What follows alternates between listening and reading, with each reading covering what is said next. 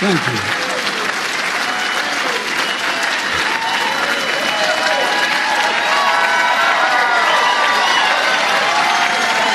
Thank you, thank you, thank you, really. Thank you. Please. Please. Thank you, Mr. Ambassador.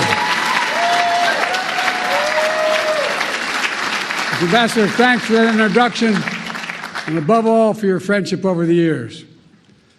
There's literally one word that comes to mind every time I think of Andy Young. The word's integrity, absolute integrity.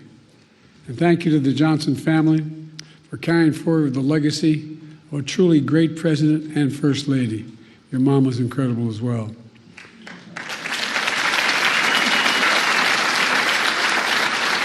The same goes to Mark Upgrove, president of the LBJ Foundation. It's great to be back here. I thank you all and distinguished guests gathered here today. Look, I was in college at the University of Delaware in our early beginning years when I heard the news of that President Kennedy had been assassinated. I remember exactly like anybody in my generation remembers exactly where they were sitting, standing, or walking. I was on the steps of one of the university halls called Hullion Hall at the university, listening on a transistor radio with 3 other people. Seemed unbelievable. And then, later watching President Johnson help the nation find a way forward. In his first address after the tragedy, President Johnson said, and I quote, "Nothing could more eloquently honor President Kennedy's memory than the earliest passage of the Civil Rights Bill." That's what he said.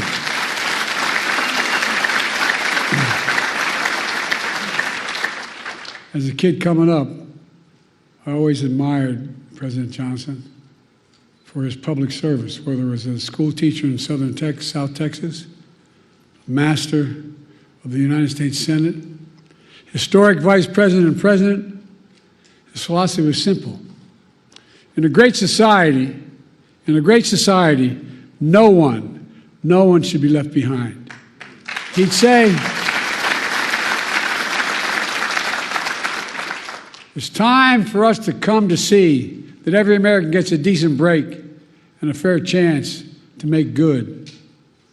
And as Andy Young said, President Johnson met repeatedly with the civil rights leaders and built a coalition to bring that vision to life. And he did. He brought it to life. Over 50 years, the LBJ Foundation has convened this symposium to reflect one of the crowning achievements, the Civil Rights Act of 1964, a defining moment that has since opened doors of opportunities for all Americans, regardless of race, sexual orientation, gender identity, religion, national origin. Together with the Voting Rights Act and the Fair Housing Act, these 3 landmark laws he signed are remarkable in their scale and their scope. Taken together, these 3 acts have made this nation fundamentally more fair, fundamentally more just, and most importantly, fundamentally more consistent with our founding principles. For real. And we're a better nation because of them. We must be clear. Their work, our work, is not done. It's not done. We do not celebrate these laws as part of our past, but as critical components of our future. President Johnson understood what President Lincoln understood in his own time, that the courts would determine the scale and scope of our laws. Over 100 years after the Emancipation Proclamation, President Johnson vowed, in his words, to do this job that Lincoln started, by challenging the court to live up to its constitutional responsibility. He did that by nominating Thurgood Marshall as the first black justice of the Supreme Court.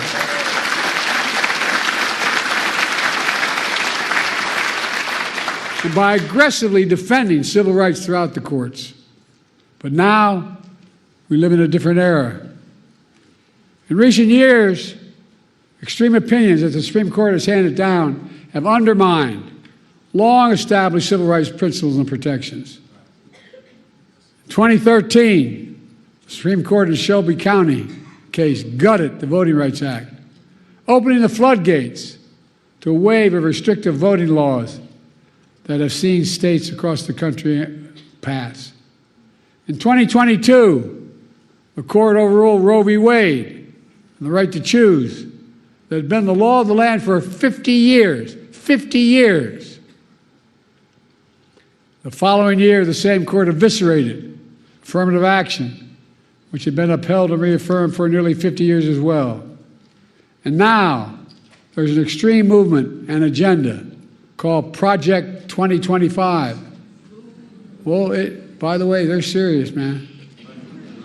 They're planning another onslaught attacking civil rights in America. For example, Project 2025 calls aggressively attacking diversity, equity, and inclusion all across all aspects of American life. This extreme MAGA movement even proposes to end birthright citizenship. That's how far they've come. End birthright citizenship, which if you're born in America, you're an American citizen. That's how extreme these guys are. This issue and so many other civil rights that Americans take for granted are likely to come before the court in the years to come. And most recently and most shockingly, the Supreme Court established in Trump versus the United States a dangerous precedent. They ruled, as you know, that the President of the United States has immunity for potential crimes he may have committed while in office. Immunity.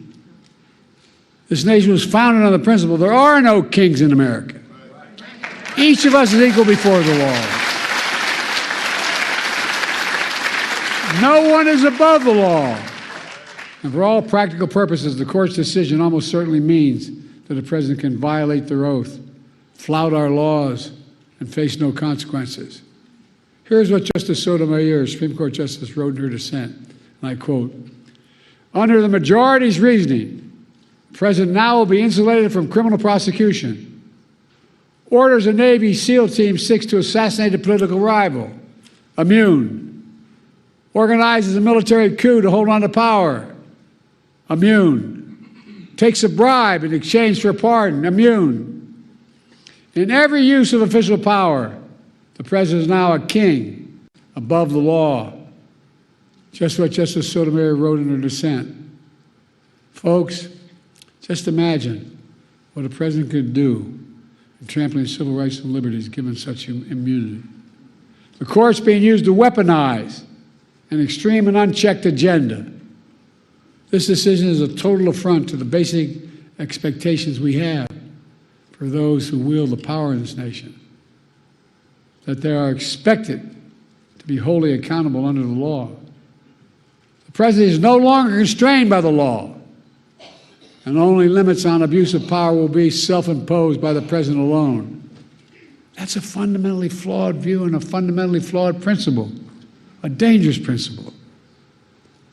On top of its extreme decisions, the court is mired in a crisis of ethics.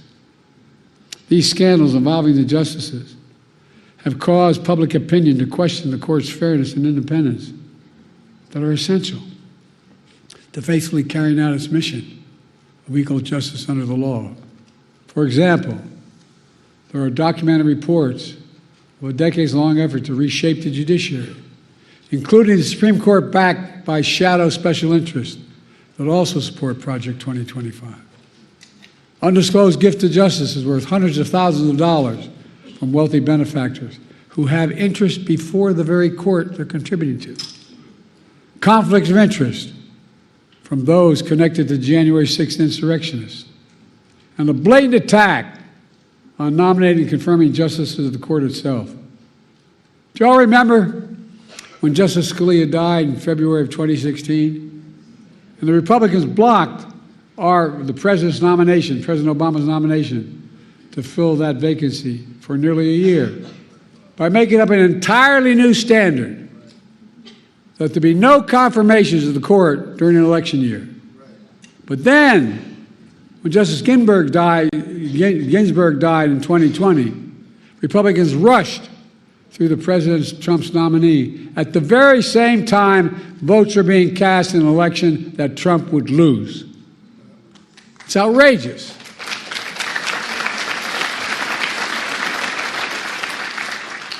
I know I don't look it, but I served in the Senate for 36 years, including as chairman and ranking member of the Judiciary Committee. I've been told that I've overseen more Supreme Court nominations as senator, vice president, and president than anyone in history, anyone alive today, I should say. I have great respect for our institutions and the separation of powers laid out in our Constitution. But what's happening now is not consistent with that doctrine of separation of powers. Extremism is undermining the public confidence in the court's decisions. As soon as I came to office, I convened a bipartisan presidential commission on the Supreme Court of the United States, comprised of leading constitutional scholars, both liberal and conservative, to provide recommendations on potential reforms to the court. I've been careful in these deliberations because these are serious, serious decisions. In the face of increasing threats to American democratic institutions, I used the Commission's analysis, and today I'm calling for 3 bold reforms to restore trust and accountability to the court and our democracy. As the press shouted to me as I got off Air Force One, the Republican Speaker of the House said, "Whatever he proposes is dead on arrival." Well, I think his thinking is dead on arrival.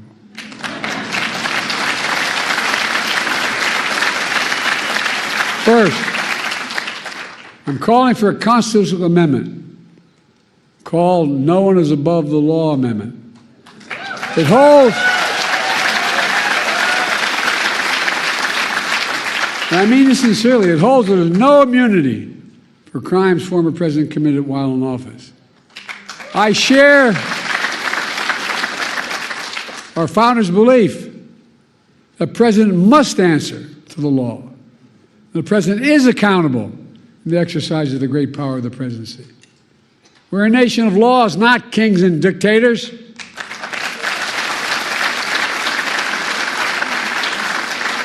The decision can be boiled down to the title of one case, Trump versus the United States.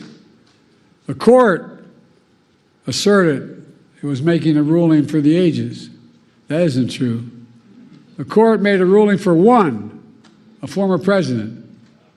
No other president in our history has asked for this kind of immunity for criminal actions. And no president, no former president, not me, not one, has and should have been given any exception to this with such immunity. The second thing I'm asking for, we've had term limits for presidents of the United States for nearly 75 years after the Truman administration. And I believe we should have term limits for Supreme Court justices of the United States as well.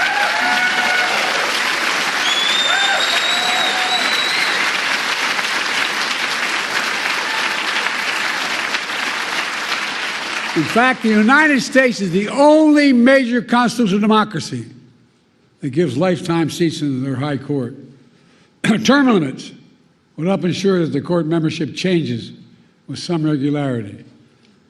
That would make timing for the court's nomination more predictable and less arbitrary. It would reduce the chance that any single presidency imposes undue influence in generations to come. The bipartisan commission I convened analyzed various term limit structures. Based on their report, I believe the best structure is the 18-year term limit. That would help ensure the country would not have what it has now, an extreme court that's the product of an attack on the confirmation process that's been weaponized by those seeking to carry out an extreme agenda for decades to come. By the way, these guys mean it. These guys mean it. Project 2025 is real. They mean it. Third, I'm calling for a binding code of conduct for the Supreme Court.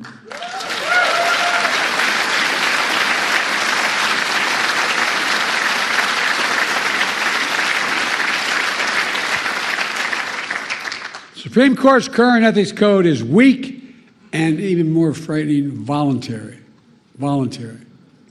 Any code of Congress must be enforceable.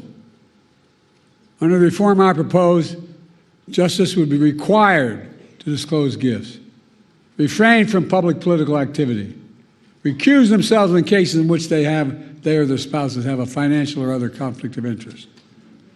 Most people don't realize that Congress passed a law decades ago that says all federal judges, including Supreme Court justices, have to recuse themselves in such cases. But the current justices insist on enforcing that requirement themselves without any public oversight or compulsion. See, that's their decision. They don't have to tell us how they made it. That might work if the court was actually enforcing those requirements, but they are not. The court is not self-policing. The court is not dealing with the obvious conflicts of interest. We need a mandatory code of ethics for the Supreme Court, and we need it now.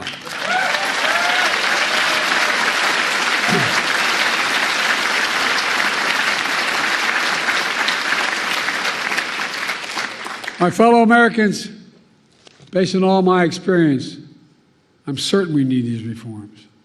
We need these reforms to restore trust in the courts, preserve the system of checks and balances that are vital to our democracy. There are also common sense reforms that a vast majority of the American people support, as well as leading constitutional law scholars, progressives, and conservatives. I look forward to working with the Congress to implement these necessary reforms. A number of members of Congress are here today. Let me close with this. President Johnson signed the Civil Rights Act of 1964 just 2 days before the 4th of July. He said in that bill signing, and I quote, "This is a proud triumph, yet those who founded our country knew the freedom would be secure only if each generation fought to renew in largest meaning," end of quote. That's what I've tried to do throughout my career, inspired by the cause of civil rights.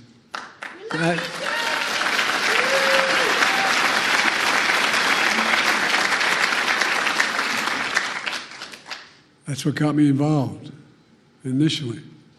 My state was a state that was segregated by law. We were one who, only reason we didn't fight in the side of the South, we couldn't get there. I'm serious. What motivated me to be a public defender, a county councilman, I'll never forget, I had a good job with a big trial firm. And in Delaware, you have to study for the bar for 6 months before you're allowed to take it. And in the meantime, I was studying for the bar. That's when Dr. King was assassinated. We're the only state in the nation, city in the nation, that had the military stationed on every corner with drawn bayonets for 10 months, insisting, because we had a very conservative Democratic governor. In those days, when the Democrats won, they could choose to be part of the Southern Governors or Northeast Governors Conference. They choose the Southern Governors Conference lots of times. But guess what? It got me engaged. I love how reading these biographies of me now that I knew I was going to run for president. I remember walking in to the public defender's office, which was part-time at the time, and asking for an application because I wanted to join the public defender's office. And he looked at me, his name is Franny Kearns, he said, "Don't you work for Pickett, Ward, Burton, Sanders?" I said, "Yeah." He said, "Why the hell would you want to do this?" Not a joke. But I said, "Let me do it." I became a public defender. Folks, here's the deal. Because I got engaged like a lot of you do, whether you run for office or not. You get engaged and you want to change things. So I kept trying to change the Democratic Party in my state, which is very conservative. And then a group of people came to me, as my senator knows, Chris Coons, came to me and said, "Look, we want you to run for state senate." I said, "I can't. I can't go to Dover all the time. I'm just starting a law firm. I'm a part-time public defender. And then they came back to me and said, why don't you run for the county council? I said, I can't. They said, you stupid SOB, it's right across the street there. I'm serious. Meets only twice a week. So my sister, my best friend, managed my campaign, and we picked a district that we couldn't possibly win. No Democrat had ever won. But my problem was I had my sister doing my campaign. And we won. Next thing I know, I was part of a group assigned as young senators, young elected officials, to try to bring the party around to get someone to run for the United States Senate. And I was put on a commission. When you're the young lawyer, you get to turn the lights on and off after every meeting. And so I remember going down to the Democratic Convention off year in Dover, Delaware. And after the afternoon session, went back and I was in my room. There's a nice motel you just drive up to, get out, walk in your door there. And you know, an 8x10 bathroom, a shower, and a stall. And I had my towel around me and the shaving cream on my face, and I went bam, bam, bam at my door. And I thought it was the guys that came down with. The guy was had a talk show named Bob Cunningham, was a big civil rights guy, and two others. So I thought it was them. I walked to open the door. There was a former governor, former Supreme Court justice, swear to God, the state chairman, and the former congressman. And they said, we just had dinner. Well, I said, I'm sorry, gentlemen. And I walked in, I ran to the bathroom, shake the shave grip, thinking I could put something on. There wasn't anything there. I walked back out with a towel. I'm standing against a nail, a desk nail to the wall, and they're on the beds that are nailed, or the headboards are nailed to the wall. Four of them sitting across. I said, Joe, we were thinking, you should run for the United States Senate. I said, gentlemen, are you serious? And they went on and made their case. I hope all of you had a professor as enlightened his mind. I had one professor named Dr. Ingersoll, my political philosophy professor, at the University of Delaware, which is between Dover and where I was going home. So I called him, I could stop by and see him. And I said, what do you think I should do? He said, Joe, remember what Plato said. I'm thinking, what the hell did Plato say? Seriously. So Plato said, the penalty good people pay for not being involved in politics is being governed by people worse than themselves. I almost spoke to my deceased wife. She said, look, Joe, you're working 40 hours a week trying to set up a law firm, and you're working 40 hours a week as a public defender. Get in or get out. Next thing you know, I was running. Nixon won my state by 60% of the vote. We won by a staggering 3,800 votes. My point is,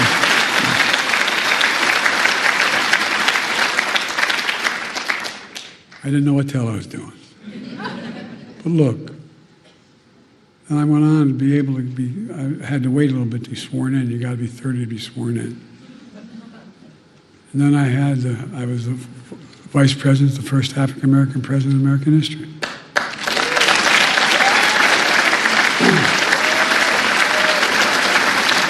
Now I'm president to our first woman vice president.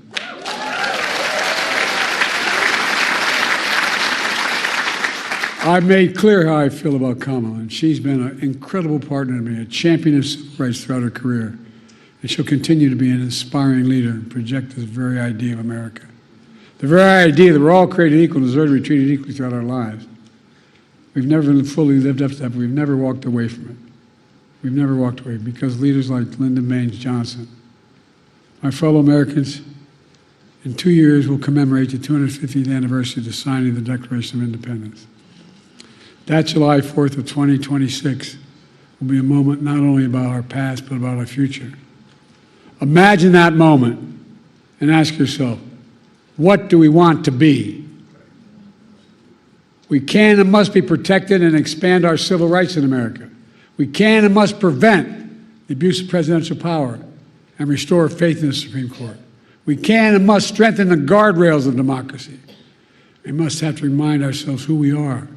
We're the United States of America, And there is nothing beyond their capacity. Nothing when we do it together. So let's stay together, and God bless you all. Lyndon Johnson, Lady Bird Johnson, and may God bless the whole family. Ladies and gentlemen, may God protect our troops. Thank you.